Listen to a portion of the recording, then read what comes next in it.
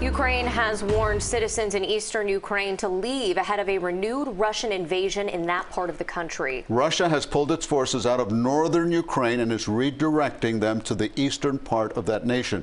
Natalie Brand has the very latest for us from the White House. U.S. officials say Russia has appointed a new general, Alexander Dvernikov, to lead the war in Ukraine.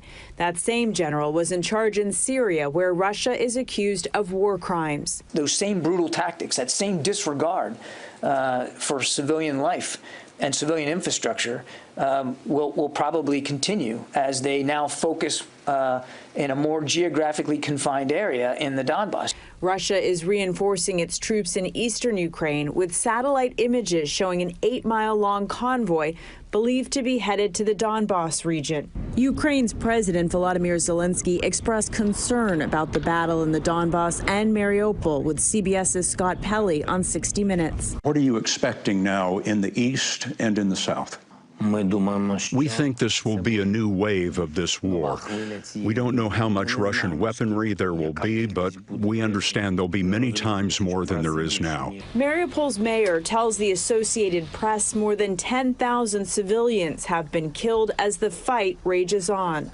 President Biden and India's Prime Minister discussed the atrocities in Ukraine during a virtual meeting on Monday.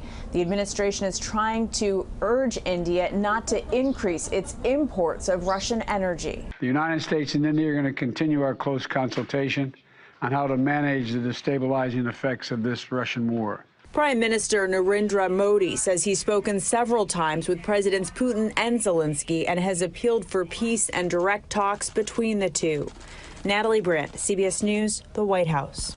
Now, CBS News has learned nearly 10,000 undocumented Ukrainians have been processed by U.S. border officials in the past 2 months. The Department of Homeland Security says thousands of refugees displaced by Russia's invasion of Ukraine have traveled to Mexico, hoping to request refuge in the U.S.